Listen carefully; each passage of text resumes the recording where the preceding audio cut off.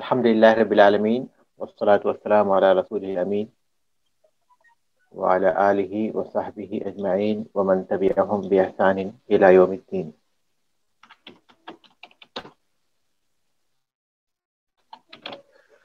جی ہم لوگ جو ہے فقہ کے اگلے حصے کو پڑھ لیں گے.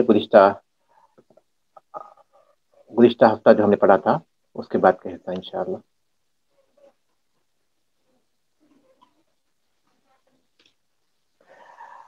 باب الموسیٰ الیہ یہ ہم کو پڑھنا ہے.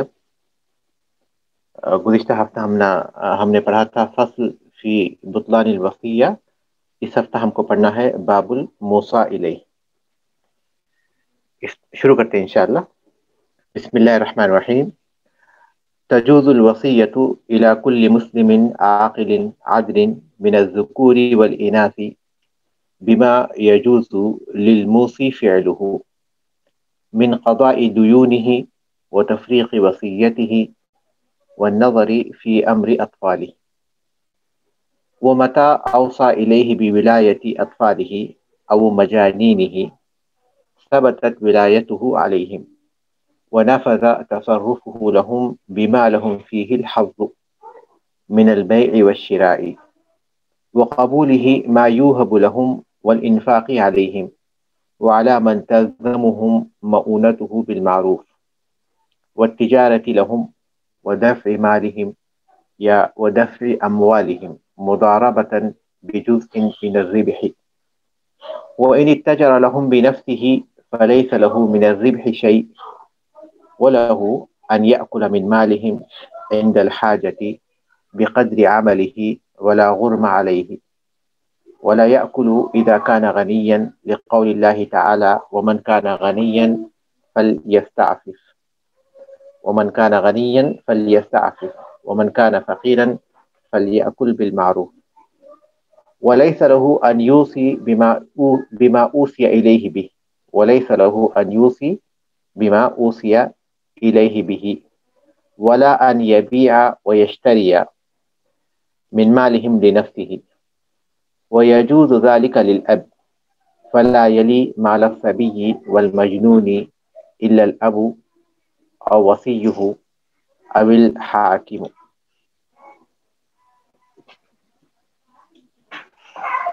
باب الموسیٰ الیہ.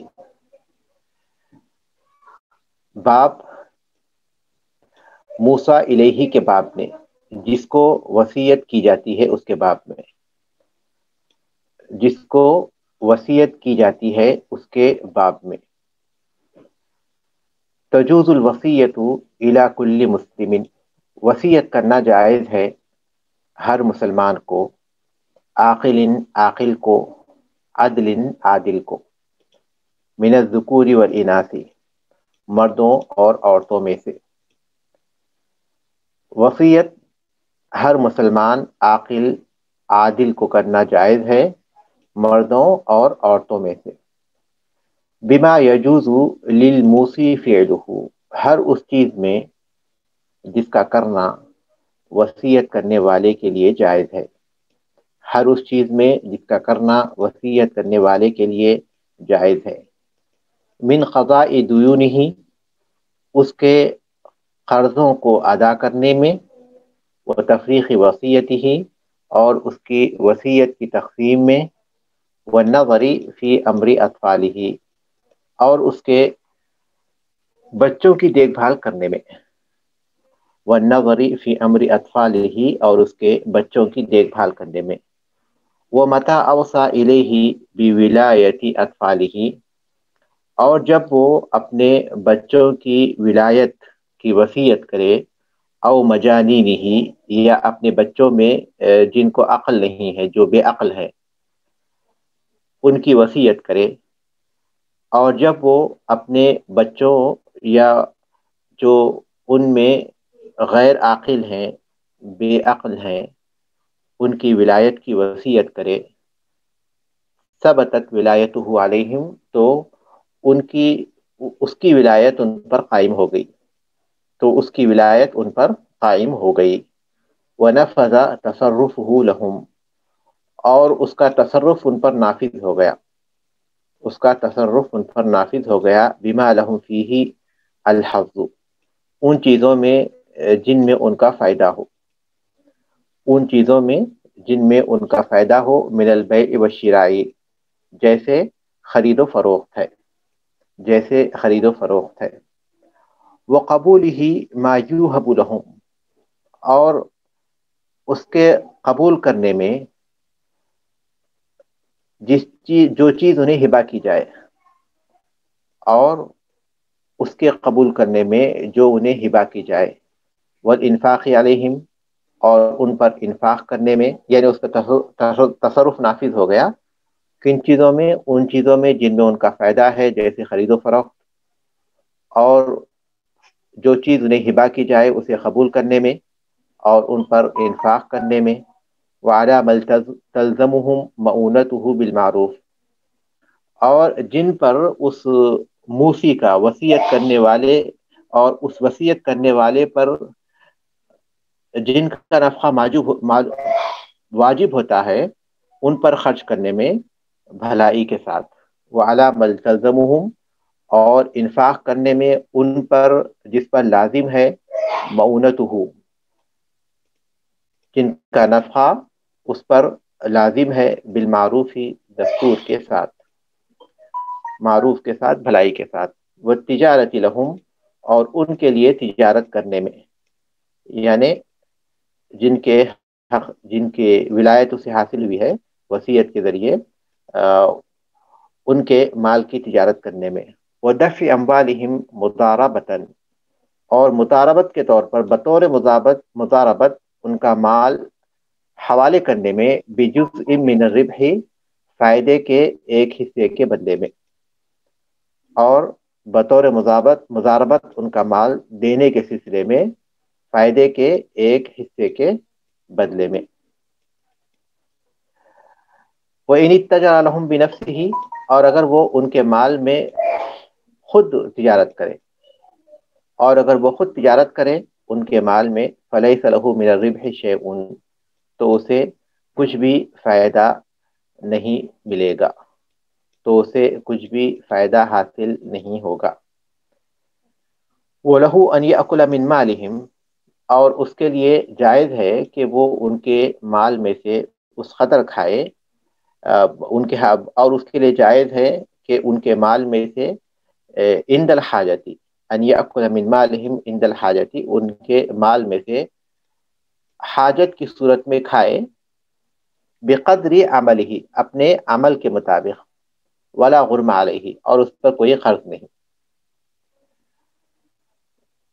ولا غرم علیہ کے معنی ہے اور اس پر کوئی قرض نہیں، ولا یأکل اذا کان غنیا، اور اگر وہ مالدار ہو تو اس میں سے نہ کھائے، اور اگر مالدار ہو تو اس میں سے نہ کھائے، لقول اللہ تعالی، اللہ تعالیٰ کے اس فرمان کی وجہ سے، ومن کان غنیا فلیستعفف ومن کان فقیرا فلیأکل بالمعروف، سورۃ النساء کی آیت ہے کہ جو مالدار ہوں ان کو چاہیے کہ اس سے بچتے رہیں، یعنی یتیموں کے مال سے بچتے رہیں، ہاں مسکین محتاج ہو تو دستور کے مطابق وہ کھا لے، دستور کے مطابق وہ کھا لے، جو مالدار ہو وہ اس مال سے بچتا رہے، اس مال سے بچے، اور جو محتاج اور فقیر ہو وہ دستور کے مطابق اس میں سے کھائے، وَلَيْسَ لَهُ أَنْ يُوصِي بِمَا أُوصِيَ إِلَيْهِ بِهِ، اور اس کے لیے جائز نہیں کہ وہ وصیت کرے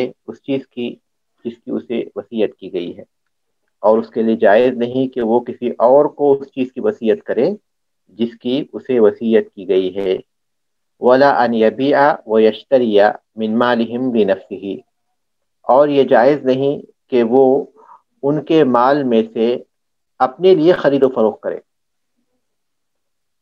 وہ اس کے لیے جائز نہیں کہ ان کے مال میں سے اپنے لیے خرید و فروخت کرے، وَيَجُوزُ ذَلِكَ لِلْأَبِ، اور یہ چیز والد کے لیے جائز ہوگی، فَلَا يَلِي مَالَ الصَّبِيِّ وَالْمَجْنُونِ، بچے اور مال کے قریب نہ جائے، إِلَّا الْأَبُ، سوائے والد کے، اور وصیہ، یا اس کی وصی کے، جس کو والد نے وصیت کی ہے، او الحاکم، یا پھر حاکم، اور اس کے بچے اور مجنون کے مال کی خریب نہ جائے سوائے والد یا وصی یا پھر حاکم کے۔ کتاب الوصایا ہم لوگ پڑھ رہے ہیں، وصیت کے ابواب، تو وصیت کے جو مختلف مسائل ہیں اس پر یہ چھوٹے چھوٹے ابواب ہیں۔ تو اب باب الموصی الیہ، جس کو وصیت کی جاتی ہے، اس کا باب۔ اس سے پہلے ہم لوگ پڑھ چکے ہیں کہ وصیت کے 4 ارکان ہیں۔ کیا ہیں وہ ارکان 4؟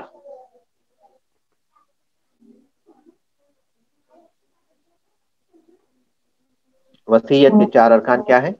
موسی، موسی لہو، موسی بھی اور صیغہ۔ ہاں ٹھیک ہے، اس کا صحیح تلفظ جو ہے موسیٰ لہو، موسیٰ بھی ہے۔ موسی وصیت کرنے والا، ٹھیک ہے۔ موسیٰ لہو کون ہے؟ جس کو جس کے وصیت حق کی میں وصیت کی جائے۔ جس کے حق میں وصیت کی جاتی ہے۔ اور موسیٰ بھی، جس چیز کی وصیت کی جائے۔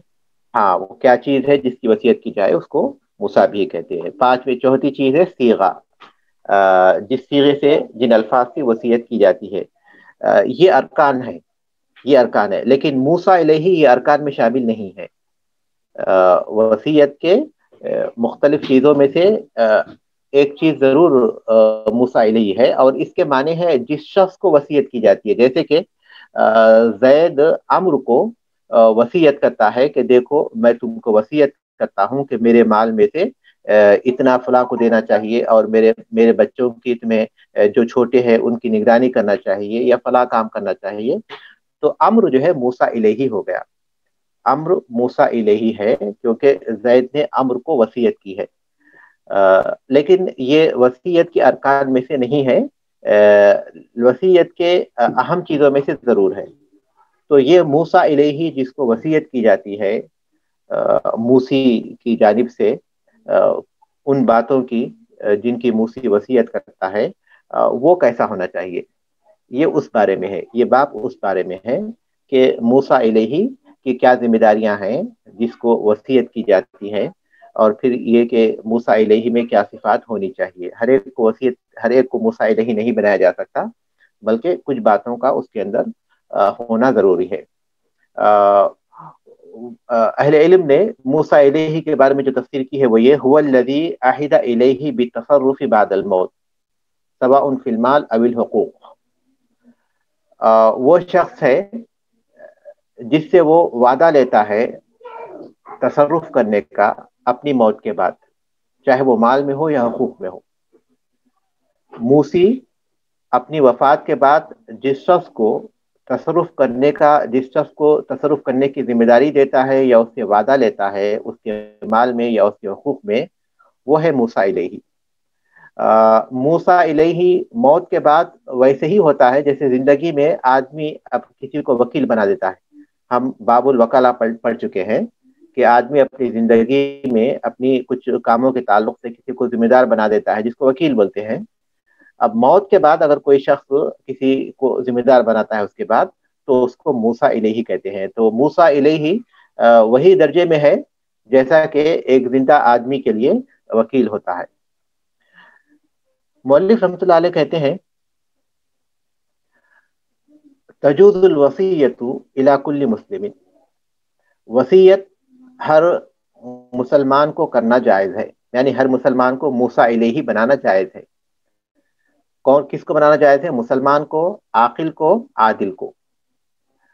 مسلمان کو اس لیے کہ کسی کافر کو مسلمان پر ولایت نہیں ہو سکتی، البتہ کوئی کافر کسی مسلمان کو موسیٰ الیہ بنا سکتا ہے، اسی طرح کافر کو موسیٰ الیہ بنا سکتا ہے، لیکن مسلمان کسی کافر کو موسیٰ الیہ نہیں بنا سکتا، کیونکہ موسیٰ الیہ پھر وکیل کے درجے میں ہوتا ہے۔ اس کے بچوں کی تربیت، نگرانی، یہ تمام چیزوں میں اعتماد نہیں کیا جا سکتا۔ تو موسیٰ الیہ میں جو پہلی صفت ہونی چاہیے وہ یہ کہ وہ مسلمان ہو، عاقل ہو، کیونکہ ظاہر ہے کہ اس کے ذمہ داریاں ہیں۔ عاقل کا مطلب یہ ہے کہ وہ بے عقل نہ ہو۔ عادل ہو، عادل اس سے پہلے ہم پڑھ چکے ہیں یہ رشد کے مقابلے میں ہے۔ عدل یہ رشد کے مقابلے میں ہے، یعنی فاسق نہ ہو۔ عادل ہو مطلب فاسق نہ ہو۔ عادل کہتے ہیں کہ ہوا من استقام فی دینہ و مروءتہ، ہوا من استقام فی دینہ و مروءتہ، جو اپنے دین میں اپنے مروءت میں مانے بلند اخلاقی امور میں جو مستقیم ہو، جو سیدھے راستے پر ہو اپنے دین میں اور اپنے مروءت میں سیدھے راستے پر ہو، اس کو کہتے ہیں عادل۔ یہ 3 صفات ہوں، من الذکور والاناث، خواہ وہ مرد ہوں یا عورت ہوں۔ بعض اہل علم کہتے ہیں کہ عورت کو موسیٰ الیہ نہیں بنایا جا سکتا، لیکن راجح قول وہی ہے جو مولوی رحمۃ اللہ علیہ نے بتایا کہ عورت کو بھی موسیٰ الیہ بنا سکتے ہیں۔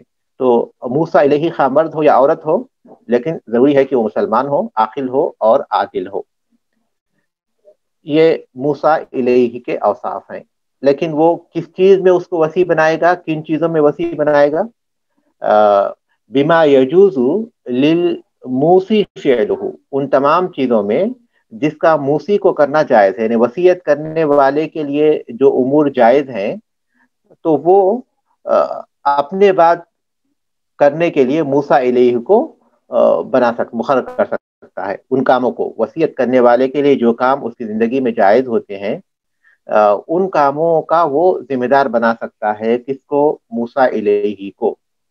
اس کا مطلب یہ ہوا کہ ایسے کام جو حرام ہیں ان میں وہ موسیٰ الیہ کو نہیں مقرر کر سکتا۔ مثال کے طور پر وہ یہ نہیں کہہ سکتا کہ میری وفات کے بعد میرے مال میں سے 500 ریال لے کر فلاں بزرگ کے نام پر ایک بکرا ذبح کر دو، یا فلاں بزرگ کی قبر پر جو ہے چادر چڑھا دو۔ یہ نہیں کہہ سکتا، کیونکہ یہ حرام ہے اور شرک ہے۔ اور پھر ایک یہ ہو گیا، اور دوسرا یہ کہ ایسی چیزیں میں جس میں اس کی ملکیت کامل نہیں ہوتی، اس میں تصرف کرنے کی وصیت بھی نہیں کر سکتا۔ جیسے اس کے پاس کوئی گھر ہے اور وہ گھر رہن رکھا ہوا ہے، تو یہ نہیں کہہ سکتا کہ وہ گھر جو ہے اس گھر کو بیچ دو، کیونکہ اس گھر میں ایک دوسرے آدمی کا حق جو ہے، ساتھ میں اس دوسرے آدمی کا حق لگا ہوا ہے۔ جس کے پاس وہ گھر ہے، رہن ہے، اس کا حق ہے، کیونکہ اس نے رہن رکھ کر کچھ قرض دیا ہوا ہے۔ تو چونکہ اس کا حق بھی اس گھر سے متعلق ہے، تو اس کی ملکیت اس میں مکمل نہیں ہے، تو اس لیے وہ کیا کر سکتا، اس لیے وہ اس کی وصیت نہیں کر سکتا۔ تو مؤلف رحمۃ اللہ علیہ کہتے ہیں کہ ان چیزوں میں جن کا موصی کو کرنا جائز ہے، ان میں وہ اسے موسیٰ الیہ بنا سکتا ہے۔ کون سے کام ہے وہ؟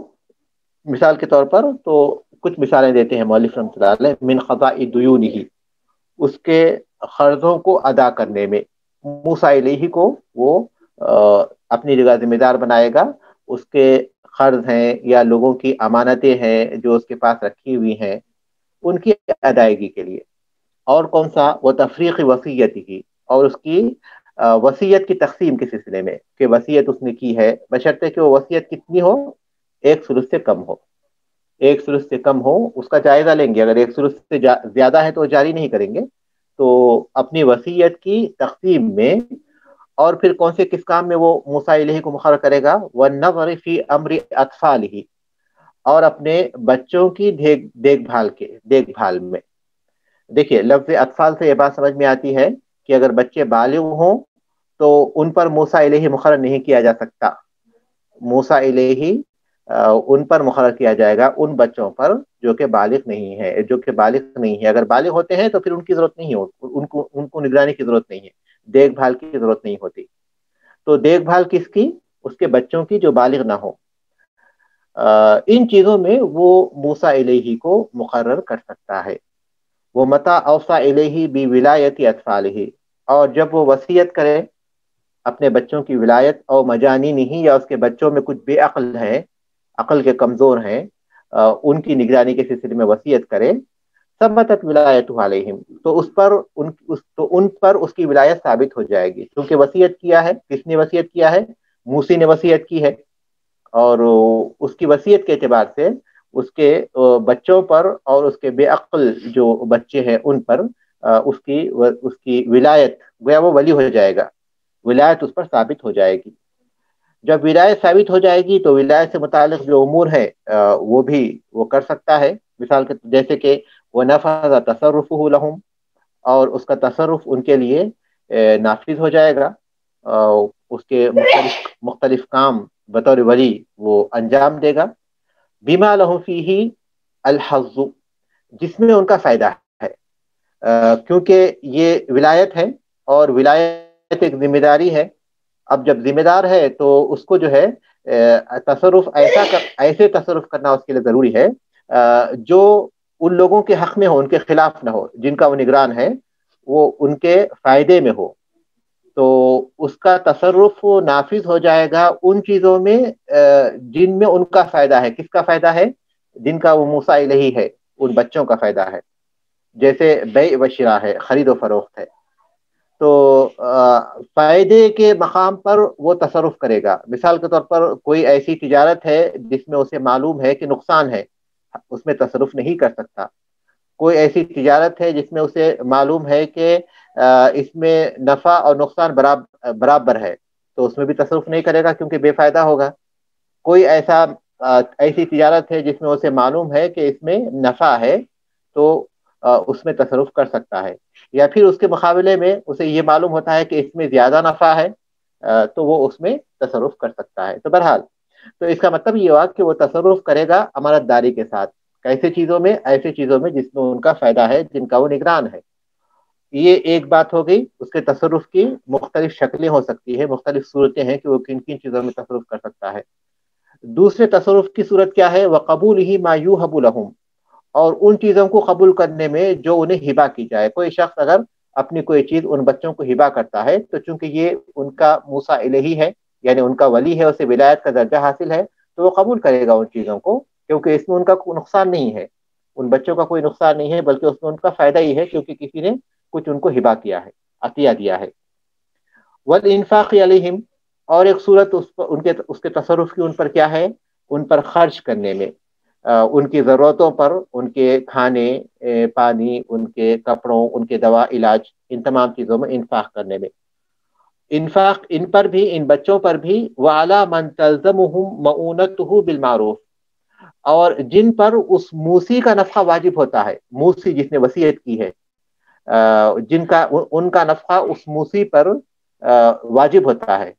جیسے اس کے غلام ہے، یا اس کے غریب قرابت دار ہے، جن کا نفع جو ہے اس پر واجب ہے موسی پر، تو ان پر بھی یہ انفاق کرے گا. لیکن کیسے؟ بالمعروف، بھلائی کے ساتھ، نہ تو بہت زیادہ اور نہ ہی بہت کم، جو معروف ہے اس کے حساب سے. تو ان کا نفع بھی موسی کے جو غریب رشتہ دار ہوں یا اس کے غلام ہوں، جن کا نفع اس موسی پر واجب ہے، تو ان پر بھی یہ خرچ کرے گا. کون؟ موسیٰ الیہ، معروف، دستور کے ساتھ. والتجارت لہم، اور ایک صورت کیا ہوگی؟ ان کے مال میں تجارت بھی کرے گا. والتجارت لہم، اور ان کے مال میں تجارت کا تصرف بھی اسے حاصل ہوگا. ودفع اموالہم مضاربۃ، اور ان کے مال دینا بھی اس کے لیے جائز ہوگا بطور مضاربت. بطور مضاربت ہم پڑھ چکے ہیں مضاربت کا باب. مضاربت یہی ہے کہ آدمی اپنا مال کسی کو تجارت کرنے کے لیے دے، اور ان دونوں میں وہ دونوں نفع میں شریک ہو جائے، معلوم حصے کے مطابق. معلوم ہو کہ کام کیا ہے، اور یہ معلوم ہو کہ کتنا نفع ہوگا. ایک شخص کا مال ہے، دوسرے شخص کی محنت ہے، تو اس کو ہم مضاربت کہتے ہیں. اب اس میں ایک شخص شریک ہو، ایک سے زیادہ شریک ہو، نفع میں کسی کا حصہ زیادہ ہو، کسی کا کم ہو، اس سے کوئی فرق نہیں پڑتا. بس اتنی بات ضرور ہے کہ ساری چیزیں معلوم ہونی چاہیے. اس کو مضاربت کہتے ہیں. تو بطور مضاربت وہ کسی کو ان کا مال بھی دے سکتا ہے، بجزء من الربح، فائدے کے ایک حصے کے بدلے میں. یہ تمام چیزوں میں اس کا تصرف ثابت ہو گیا. کس کا تصرف؟ موسیٰ الیہ کا تصرف ان تمام چیزوں میں ثابت ہو گیا. وَإِنِ اتَّجَرَ لَهُم بِنَفْسِهِ، بطور مضاربت وہ دوسروں کو ان کا مال دے سکتا ہے نفع کے ایک حصے کے بدلے میں، لیکن اگر وہ خود تجارت کرے گا ان کے لیے، وَإِنِ اتَّجَرَ لَهُم بِنَفْسِهِ، اور اگر وہ خود تجارت کرے ان کے لیے، فَلَيْسَ لَهُ مِنَ الرِّبْحِ شَيْءٌ، تو اسے فائدے کا کچھ حصہ نہیں ملے گا. فائدے کا کوئی حصہ نہیں ملے گا. کیوں نہیں ملے گا؟ اس لیے کہ فائدے کا حق تو ان کا ہے، ان بچوں کا ہے.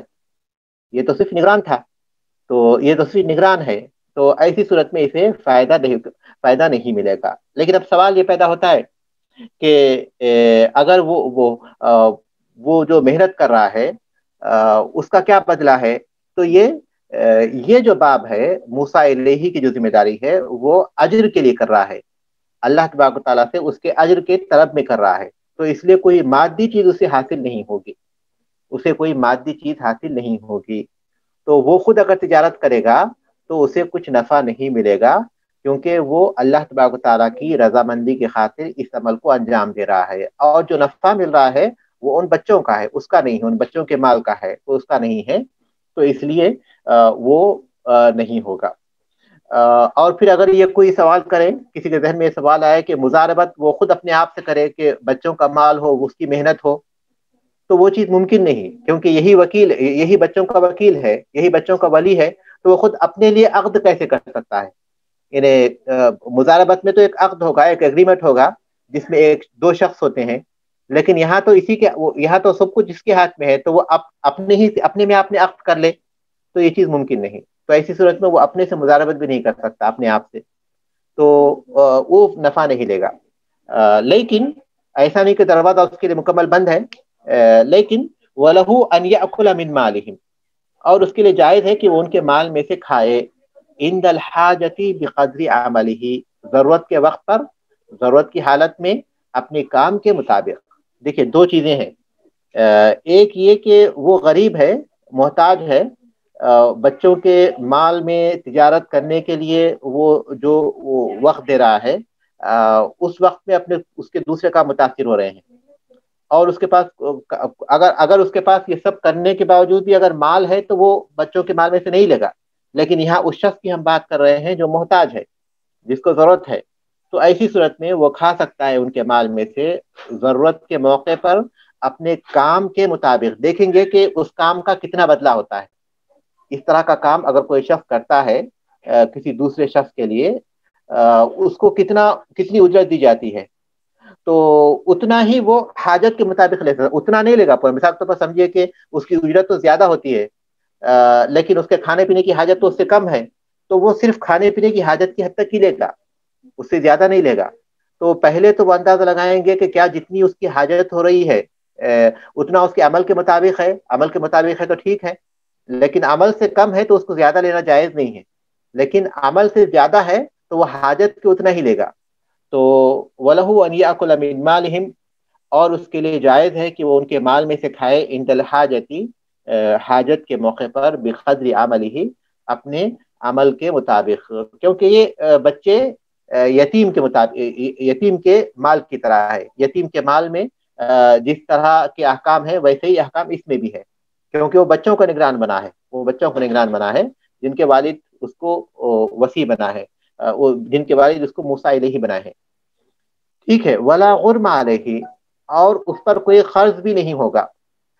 بعض اہل علم کہتے ہیں کہ وہ حاجت کے مطابق جو کھائے گا، جو لے گا بچوں کے مال میں سے، اس کو جو ہے وہ حساب کر کے رکھے گا، کیونکہ بعد میں جب اس کے پاس مال آ جائے تو جتنا کچھ اس نے ضرورت کی وجہ سے لیا ہے ان بچوں کے مال میں سے، اس کو واپس کر دے گا۔ لیکن یہ مرجوح قول ہے، راجح قول یہ کہ اس پر کوئی قرض نہیں ہے، کیونکہ وہ حاجت کے مطابق لیا ہے، تو اس لیے اس پر کوئی قرض نہیں ہے، اس پر کوئی قرض نہیں ہوگا کہ وہ اسے واپس کرے، ایسی کوئی بات نہیں ہوگی، ٹھیک ہے۔ اس کے بعد دو صورتیں ایسی ہیں جس میں وہ کچھ لے سکتا ہے اجرت کے طور پر۔ وہ دو صورتیں کون سی ہیں؟ ایک صورت یہ کہ موسی اس کے عمل کی اجرت مقرر کیا ہو، موسی بولے کہ میں تمہیں اپنے بچوں کی نگرانی یا ان کے مال میں تجارت کرنے یا نگرانی کرنے وغیرہ وغیرہ کے اتنی اجرت میں تم کو مقرر کرتا ہوں، تو ایسی صورت میں وہ لے سکتا ہے۔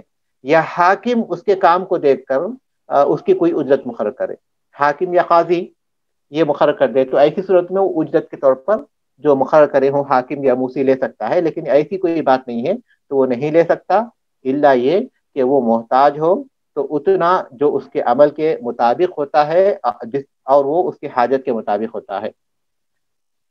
کہتے ہیں ولا یأکل اذا کان غنیا، اور جب وہ مالدار ہو تو نہ کھائے، لقول اللہ تعالی، اللہ تبارک تعالیٰ کے اس فرمان کی وجہ سے، ومن کان غنیا فلیستعفف، اللہ تبارک تعالیٰ نے سورۃ النساء میں یتیموں کے مال کے احکام بیان کرتے ہوئے فرمایا کہ جو مالدار ہو تو وہ بچا رہے، ومن کان فقیرا، اور جو محتاج ہے، فلیأکل بالمعروف، تو وہ معروف طریقے سے کھائے۔ معروف طریقے کا کیا ہے؟ جو یہی معروف ہے، معروف طریقے کی جو تحدید کی گئی وہ یہ کہ وہ عند الحاجت بقدر عملہ، عند الحاجت بقدر عملہ، کہ وہ اپنے عمل کے مطابق اپنے حاجت کے مطابق ہی لے، اس سے زیادہ نہ لے۔ وَلَيْسَ لَهُ أَنْ يُوصِي بِمَا أُوصِيَ إِلَيْهِ بِهِ، اور اس کے لیے جائز نہیں کہ وہ اس چیز کی وصیت کرے جس کی اسے وصیت کی گئی ہے۔ اسے کس چیز کی وصیت کی گئی ہے؟ اس کے بچوں کی نگرانی کی، اس کے بچوں کی دیکھ بھال کی، تو وہ کسی اور کو وصیت کرتا ہے کہ میری وفات کے بعد ان بچوں کی نگرانی کو فلاں شخص کی ہوگی، کسی اور کو وصیت کرتا ہے، تو مولوی رحمۃ اللہ علیہ کہتے ہیں کہ وہ اس کے لیے جائز نہیں ہے، کیونکہ موسی نے کوئی خاص خصوصیت کی بنیاد پر اس کو وصی مقرر کیا ہے، اس کو اپنی جگہ نگران بنایا ہے، تو اس پر اسے اعتماد ہے، لیکن کسی اور پر چونکہ اس کو وہ نہیں جانتا، موسی نہیں جانتا، تو اس لیے وہ وصیت نہیں کر سکتا۔ لیکن بعض اہل علم کہتے ہیں کہ چونکہ یہ اس کی جگہ پر ہے، موسیٰ الیہ موسی کی جگہ پر ہے، موسیٰ الیہ اب موسی کی جگہ پر ہے، تو اس لیے اپنی جگہ وہ کسی کو چاہے تو موسیٰ الیہ مقرر کر سکتا ہے اپنے پاس، اور یہ قول راجح ہے انشاءاللہ کہ وہ چاہے تو کسی کو اپنی جگہ پر موسیٰ الیہ کے طور پر مقرر کر سکتا ہے اپنے بعد۔ مولوی رحمۃ اللہ علیہ کہتے ہیں کہ اس کے لیے جائز نہیں ہے کہ وہ اس چیز کی وصیت کرے جس کی اسے وصیت کی گئی ہے۔ ولا ان یبیع ویشتری، اور یہ بھی جائز نہیں کہ وہ خرید و فروخت کرے، من مالہم لنفسہ، ان کے مال میں سے اپنے آپ کے لیے۔ اپنے آپ کے لیے کس طرح؟ جیسے کہ وہ کہے کہ میری یہ گاڑی ہے، یہ 10,000 ریال کی، میں ان بچوں کو بیچ دیتا ہوں، لہذا اپنی گاڑی بیچتا ہے ان بچوں کو، ان بچوں کے مال میں سے 10,000 ریال لے کر، تو یہ جائز نہیں، کیونکہ وہ اپنے لیے خرید و فروخت کر رہا ہے، کیونکہ اس پر اتہام ہو سکتا ہے کہ وہ ان کا نقصان کر رہا ہے یا اپنا فائدہ کر رہا ہے، تو یہ چیز اس سے خالی نہیں ہوتی، تو وہ اپنے لیے ان بچوں کے مال میں خرید و فروخت نہیں کر سکتا۔ وہ یجوز ذالک للاب، اور یہ چیز والد کے لیے جائز ہے، یعنی بچوں کے پاس اگر کچھ مال ہے، جیسے بچوں کے پاس کسی نے کوئی عطیہ دیا، بچے جو ہے مال والے ہیں، تو والد کو جائز ہے کہ وہ ان بچوں کے مال میں تجارت کرے، اور یہ بھی جائز ہے کہ والد اپنے لیے تجارت کرے، جیسے اپنی گاڑی ان بچوں کو بیچے، بچوں کے پیسوں میں سے لے، یہ تمام چیزیں والد کے لیے جائز ہے، کیونکہ جو اتہام دوسروں پر لگ سکتا ہے وہ ان پر نہیں لگ سکتا۔ والد کی شفقت، والد کی رحمت، اور والد اپنے بچوں کے لیے جو نفع کے خواہش مند ہوتے ہیں، اس کی وجہ سے اس کا امکان یہاں نہیں ہے، والد کریں گے تو یہاں اس کا امکان نہیں ہے، اس لیے یہ چیز والد کے لیے تو جائز ہے، لیکن کسی اور کے لیے یہ چیز جائز نہیں ہے۔ وَيَجُوزُ ذَلِكَ لِلْأَبِ، اور یہ والد کے لیے جائز ہے، اور یہ جائز ہے والد کے لیے۔ فَلَا يَلِي مَالَ الصَّبِيِّ، بچے کے مال کے قریب نہ جائے، یعنی بچے کا مال نہ لے۔ والمجنون، اور پاگل کا، جنہیں ان میں جو پاگل ہوتے ہیں ان کا مال بھی نہ لیں گے، یعنی اس میں تصرف نہیں کریں گے۔ فلا یلی یا تصرف کرنے کے بارے میں ہے، تصرف نہیں کریں گے بچے کے مال میں اور پاگل کے مال میں، الا الاب، سوائے والد کے، الا الاب، سوائے والد کے، او وصیہ، یا ان کے وصی کے، والد اس کے بعد ان کے وصی کا درجہ ہے، یا ان کے وصی کے، اول حاکم، یا پھر ان کے حاکم، یا پھر حاکم کے، یہ تصرف کر سکتے ہیں، ان کے علاوہ اور کوئی تصرف نہیں کر سکتا۔ لیکن یہ عبارت کامل نہیں ہے، بلکہ والد کے بعد اگر وصی نہیں ہے تو پھر ان کے نگران ہوں گے ان کے دادا، یا پھر ان کے بڑے بھائی اگر ہیں، یا پھر ان کے چچا، ان کی ایک ترتیب ہے یہاں اس ترتیب کا ذکر نہیں ہے، بلکہ صرف یہ بتانے کا ذکر ہے کہ ان کے مال میں تصرف کرنے کا اختیار ان لوگوں کو ہے، ان کے علاوہ کسی اور شخص کو نہیں ہے۔ لیکن اگر ہم ترتیب کریں گے تو اس میں پھر دادا بھی آئیں گے جو اس مال میں تصرف کر سکتے ہیں، یا پھر ان کے بڑے بھائی بھی آئیں گے یا پھر ان کے چچا بھی آئیں گے. اس کے بعد پھر حاکم آئے گا. حاکم اس ترتیب میں اس حساب سے نہیں آئے گا جس حساب سے یہاں کتاب میں لکھا ہوا ہے، بلکہ حاکم ترتیب میں جو ہے ان کے بعد آئے گا جو اس کے قریبی رشتے دار ہوتے ہیں، جو ان بچوں کے قریبی رشتے دار ہوتے ہیں، ان کے بعد حاکم کا درجہ آئے گا. جی ہاں. تو یہاں ہمارا یہ سبق ختم ہوتا ہے. آپ کے پاس اگر کوئی سوال ہے تو لیں گے انشاءاللہ.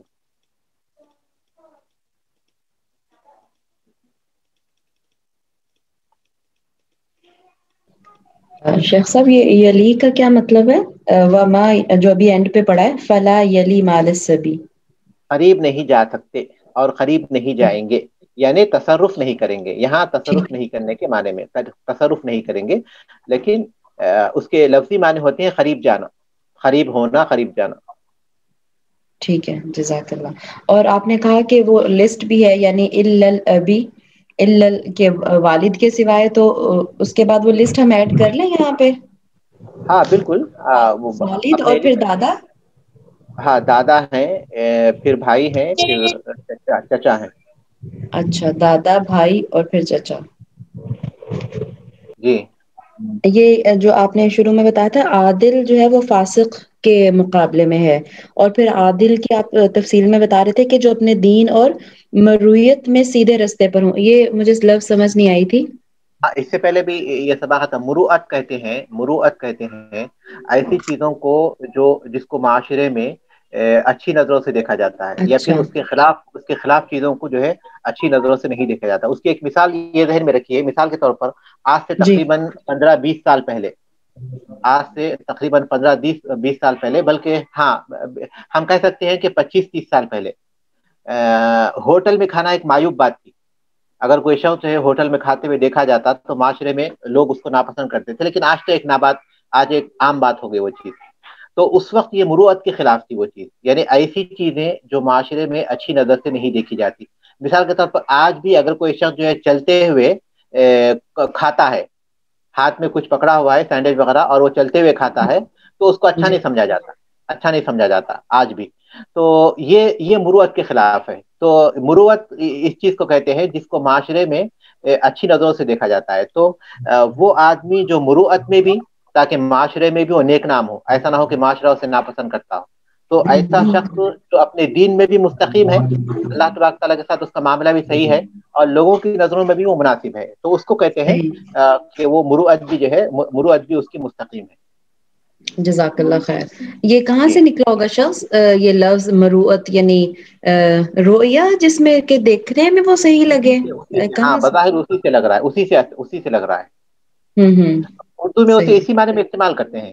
اردو میں بھی یہ لفظ اسی معنی میں استعمال کرتے ہیں، میم اور اسی را واو اور حمزہ تا. ہاں جی. ٹھیک ہے، پھر یہاں ہم لوگ سبق ختم کرتے ہیں. سبحانک اللہم و بحمدک، اشہد ان لا الہ الا انت، استغفرک و اتوب الیک.